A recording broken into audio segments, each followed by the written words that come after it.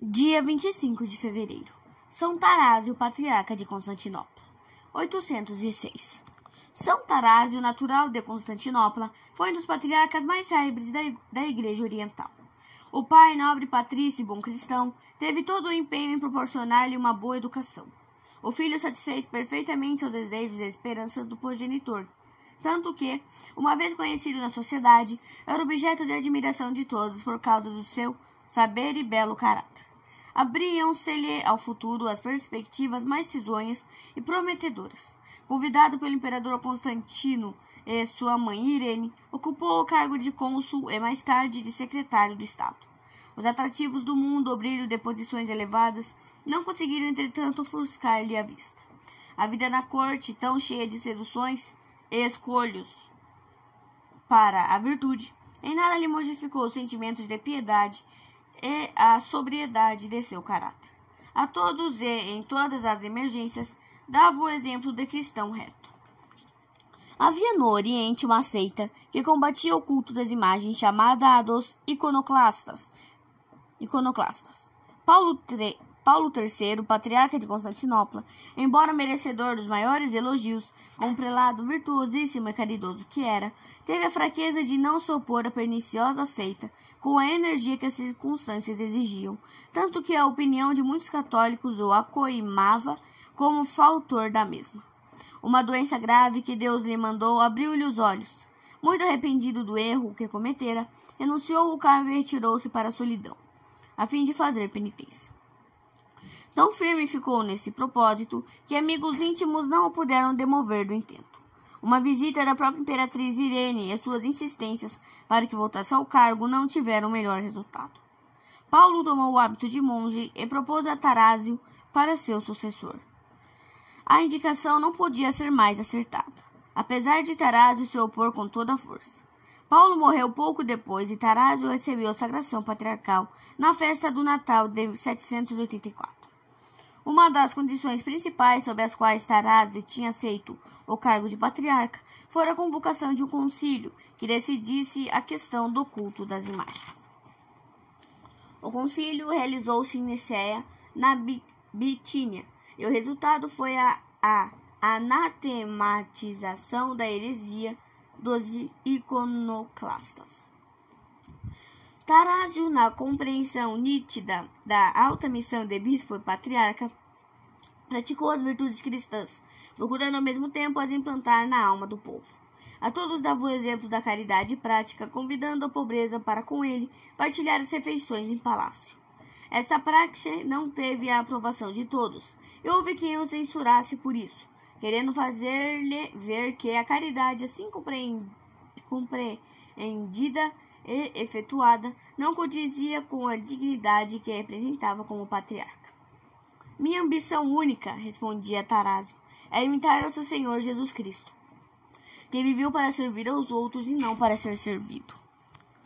Para que o povo tivesse sempre mestres que o instruíssem na religião e o defendessem contra as heresias, Tarásio fundou alguns conventos e tudo fez para que nada faltasse ao rebanho que a divina providência aos seus cuidados confiara. Tanto zelo, tanta dedicação não podia subsistir sem que o inferno contra eles se enfurecesse. Não só iconoclastas, como também maus católicos, moveram uma campanha atroz contra o prelado. A campanha aberta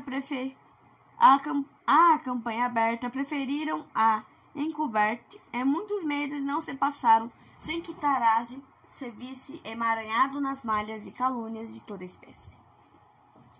O bispo opôs à vil campanha as armas da fé em Deus, da paciência e da caridade. O imperador, tomado de amores ilícitos por uma dama da corte, acusando a esposa de tentativa de morte por veneno, requereu do patriarca o divórcio para contrair matrimônio com Teódata. Era esse o nome da adúltera. Tarásio opôs-se ao alvitre do monarca, pediu-lhe que desistisse do ímpio projeto e ameaçou-o com os efeitos da vingança divina. Constantino, cego de paixão, não tomando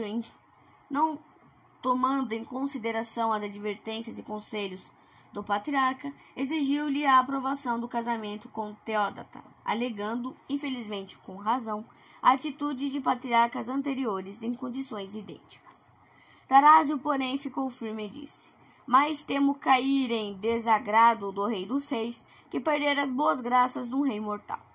Constantino, uma vez no caminho dos desregramentos, adotou o sistema monárquico absoluto, afastando a mãe da gerência nas coisas da política. Irene soube vingar-se, se no princípio disfarçadamente, mais tarde fez guerra aberta ao filho, moveu contra ele elementos poderosos militares. Constantino foi preso por ordem da mãe, arrancaram-lhe os olhos com tanta crueldade que morreu em consequência disso. Irene subiu novamente ao trono, mas seu governo pouco duração teve. Vento semeara, tempestade havia de colher e colheu. Em 802 foi derrubada do poder e desterrada para Lesbos, onde morreu desgostosa. Pela morte de Constantino, voltaram para Tarásio dias de sossego, que não mais foi perturbado por novas lutas. Tanto Irene como seu sucessor Nicéforo deixaram a igreja em paz. 22 anos pôde Tarásio governar o patriarcado, dedicar-se de corpo e alma aos trabalhos na vinha de Cristo. Embora já velho e doente, celebrava todos os dias o santo sacrifício da missa, preparando-se assim santamente para a morte. Antes de entregar a alma ao eterno repouso, o demônio armou-lhe uma luta terrível, molestando-o e martirizando-o com pensamentos de desespero. Pessoas que puderam observar de perto viram tremer no corpo todo, acusando sinais de temor e de angústia. Uma ou outra vez o ouviram exclamar: não fiz tal coisa, é mentira. Sim, isto eu fiz, mas confessei-me sinceramente e espero de Deus misericórdia. Os circunstantes, observando esta luta entre a alma e o demônio, puseram-se a rezar fervorosamente. Tarásio, livre daquele pesadelo terrível, serenamente entregou a alma a Deus em 806. 14 anos depois da morte de Tarásio, o imperador Leão, amigo dos iconoclastas, viu em sonhos o falecido patriarca que lhe lançava olhares ameaçadores, dando a um tal Miguel ordem para que o matasse. Em vão procurou o Leão descobrir esse Miguel. 6 dias depois foi assassinado por Miguel o Gago, que se apoderou do trono imperial. Reflexões. Primeiro, o culto das imagens tem inimigos também em nossos dias. Os protestantes, invocando a autoridade bíblica, reprovam a veneração das imagens e chamam-nos de idólatras. De Deus Padre, do Espírito Santo, do mistério da Eucaristia, dos anjos, temos apenas emblemas, símbolos, não imagens. Imagens só se pode fazer de pessoas visíveis, como de Nosso Senhor, de Nossa Senhora, dos Santos Apóstolos, etc. A veneração das imagens é antiquíssima na Igreja e de origem apostólica. Não veneramos a imagem em si, não se lhe dando de que matéria a mesma seja feita, ou que possua um poder sobrenatural ou maravilhoso, o que seria superstição e idolatria. Veneramos as imagens por serem representações de pessoas que adoramos e veneramos. Venerando uma imagem sacra, mostramos, primeiro, o nosso afeto à pessoa por ela representada, como temos amor ao retrato de pessoas queridas. 2. Reanimamo-nos na fé e na imitação das virtudes dos santos. 3. Exercitamos a nossa devoção e o nosso amor a Deus e aos seus santos servos. 2. Vemos que os próprios santos passaram pelo fogo da tentação e da tribulação. O demônio é um terrível acusador. Na hora da nossa morte não faltará sua presença. Oxalá, como São Tarásio, possamos lhe responder em consequência tranquila e repelir as acusações que contra nós levantará.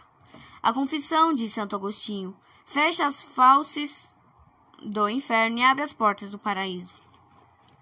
Confiamos em Deus e façamos boa confissão dos nossos pecados.